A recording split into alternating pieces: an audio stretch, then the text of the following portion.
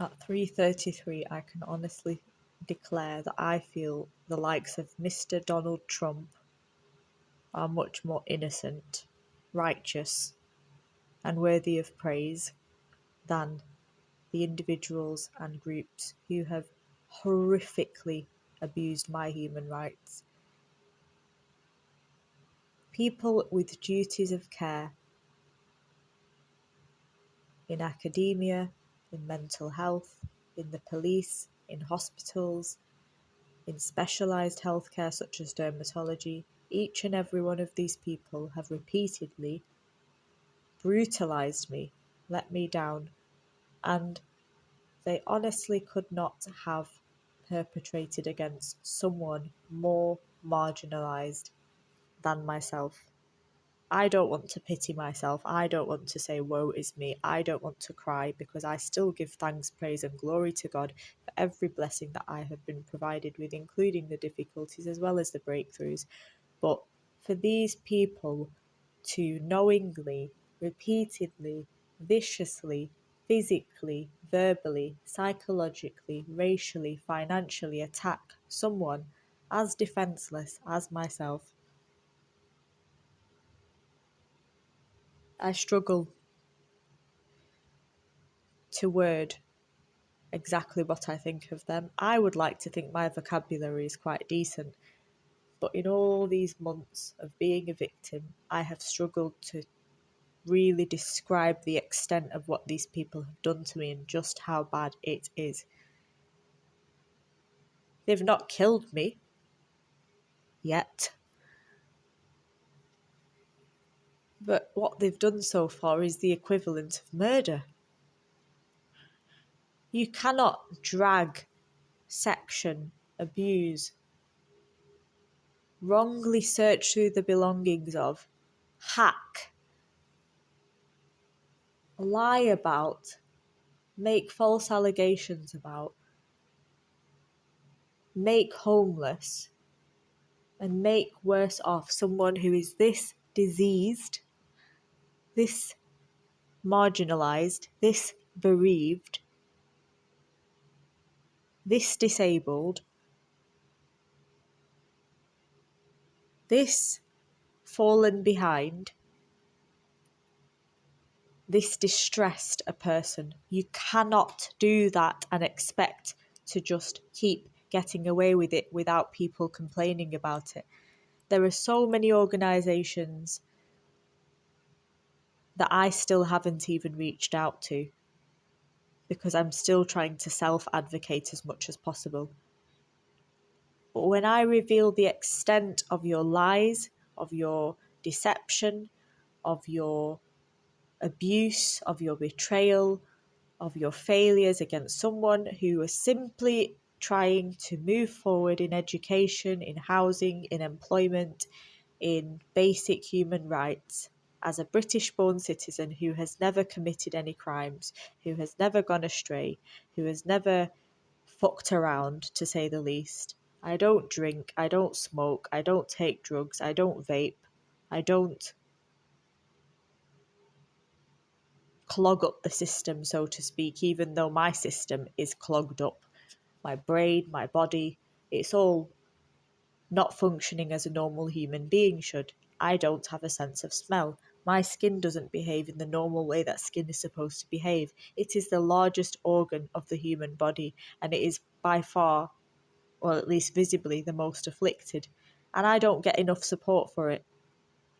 I don't even get immunosuppressants because somebody throughout this twisted ordeal that I'm going through, somebody or a group of people have instructed my dermatologist or my consultant to say, give up on her, don't give her any medication that will actually get her better, don't offer her light therapy, don't offer her immunosuppressants, don't offer her things that will help. Just patronise her by giving her antidepressants and antihistamines that do not, cannot and will not work, even though it is clearly stated in the limited research that is available out there that the itch of prurigo nodularis is not caused by histamines. I have quietly, politely, briefly respectfully tried my best to explain this to qualified professionals, even as a non-qualified patient. And they know it and I know it. Histamines are not what is causing this itch, the pain, the crawling sensation, the nightmarish lesions that erupt all over the body. I am not the only person to say this. Ask any other patient with this condition. There are organisations, thank the Lord God Almighty. So no one can say to me that this is delusional. No one can say to me that it's all in my head, because there are, thank the good Lord above, organisations and groups, including Facebook groups and patient sort of expert patient group sort of things, where other people with this specific diagnosed condition are saying the itch is not caused by histamines.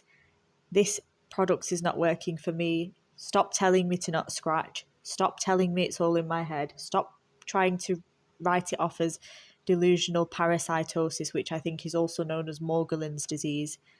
My God, when I tell you my mental health has already been damaged as a daughter of disabled parents and as a person subjected to relentless abuse, which I've tried to laugh off, I've tried to not take personally, I've tried to not take seriously, but when it happens everywhere you go, time and time again, and when it is so bad that it literally stops you from accessing basic rights such as education, employment, housing, being able to move around freely.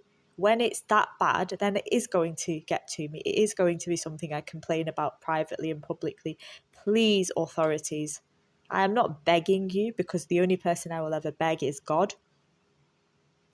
But I ask and I urge you respectfully, forgiving you for what you've done already, because you're clearly all utter nonsense who just do not understand the basics of decency and human rights. And I don't know, I really cannot understand that. I'm lost for words. In all honesty, at this stage of my life, I am lost for words when I reflect on what has happened to me, and when I sadly read about cases where other people who are also marginalised and written off and excluded for whatever reasons, the way you treat human beings in this country, human beings who are law-abiding, conscientious, hardworking, just trying to survive, right? The way you are treating people in this country is beyond a disgrace.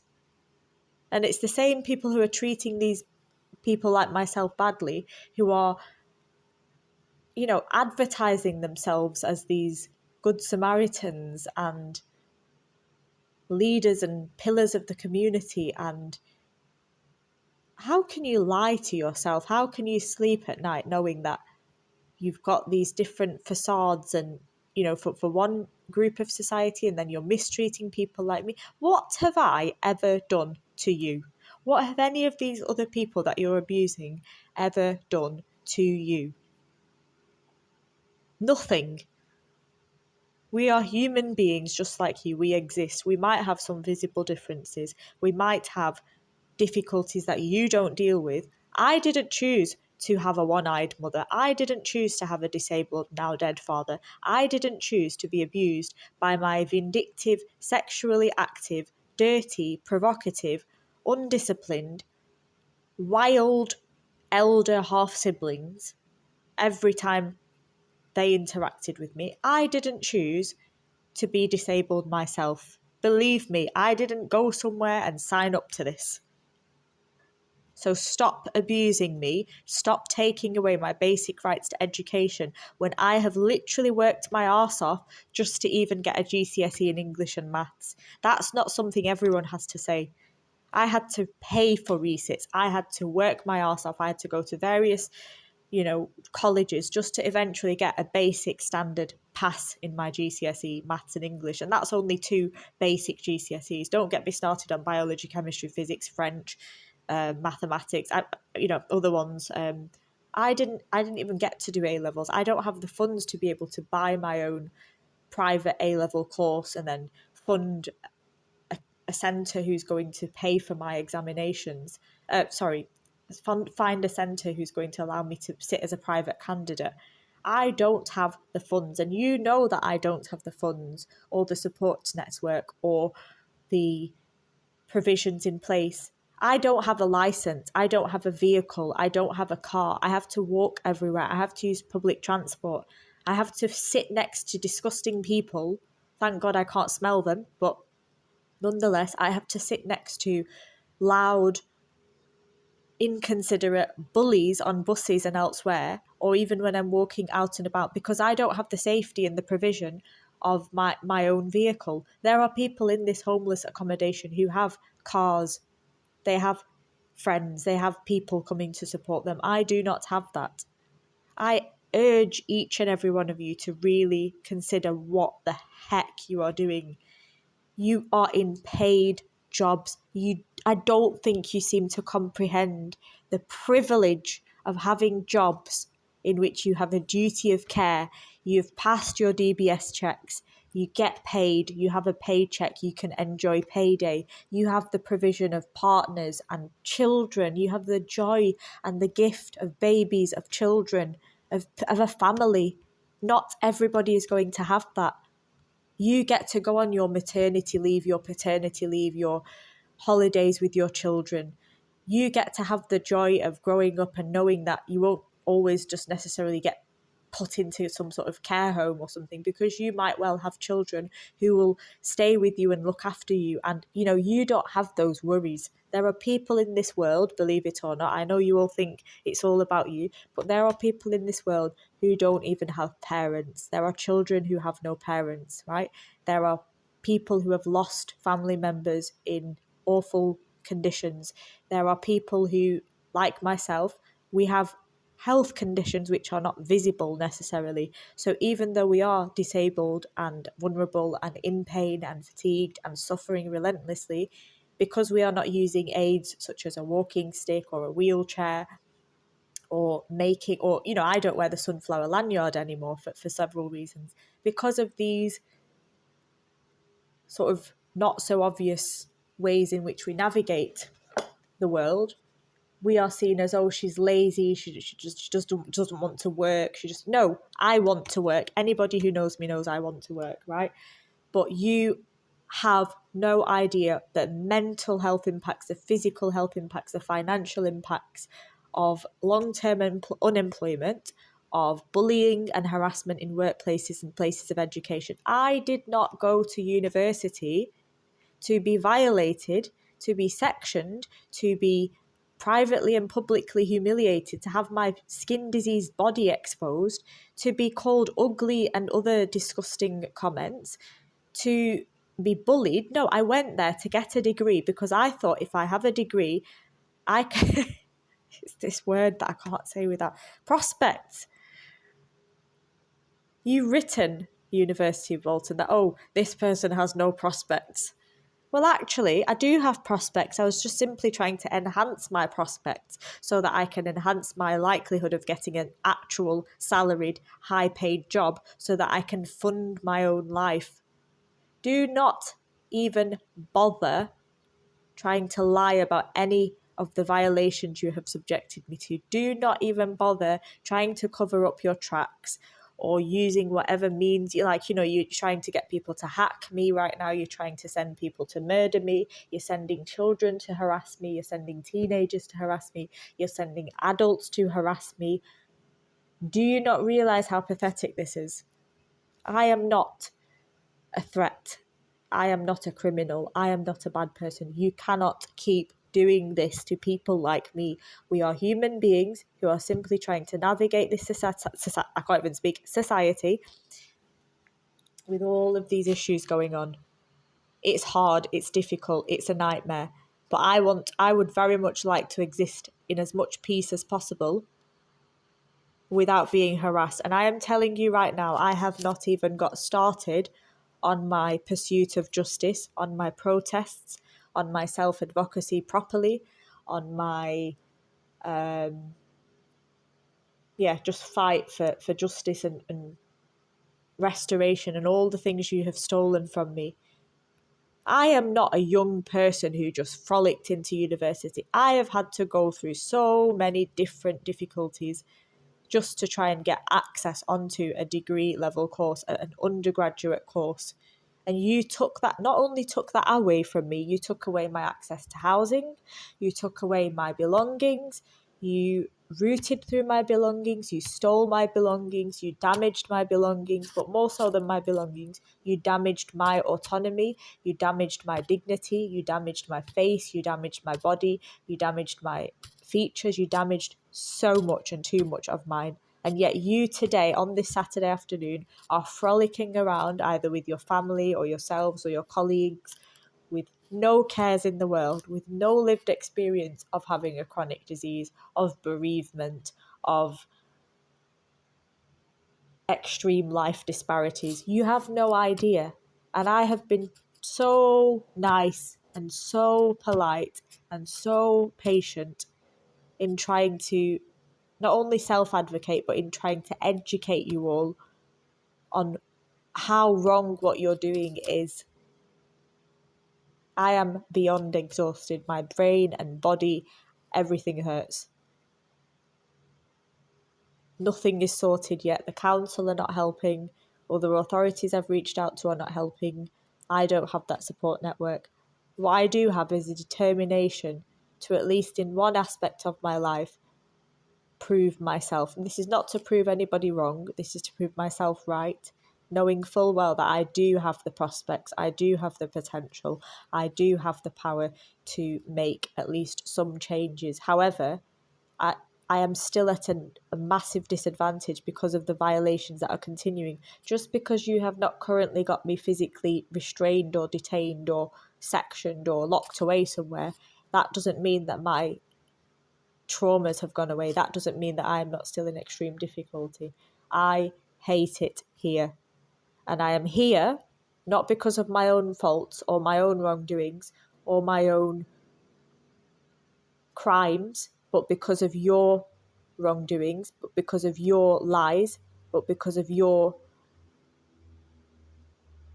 crimes. And I won't accept it. I won't accept it for me. I won't accept it for other people you're abusing. It's absolutely heartbreaking for me to read about and listen to stories about and even have conversations with the few people I've been both fortunate and unfortunate to meet and speak with about the ways in which authorities who are supposed to help them or help their children, that instead of helping them, they've just completely abused them. You abuse young children who have disabilities. You abuse adults with vulnerabilities and disabilities. You abuse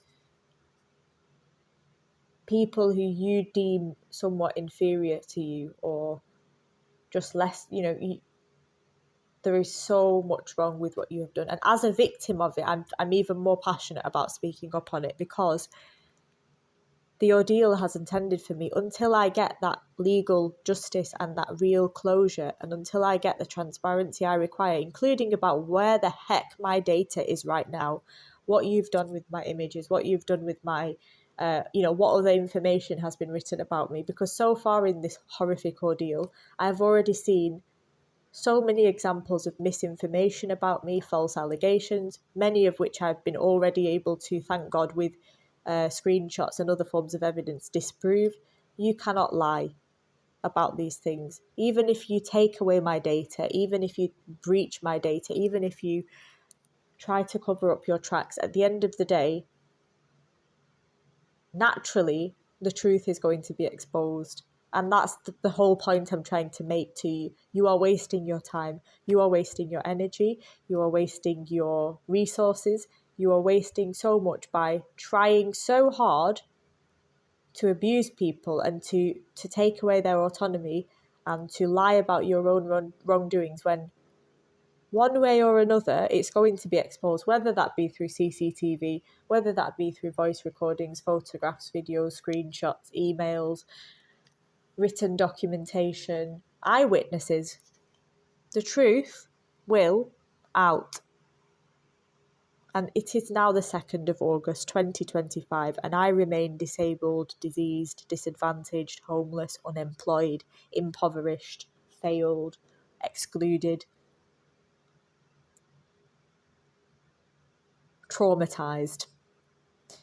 But unfortunately for all of you, you haven't yet killed me. And I dare you to try and kill me.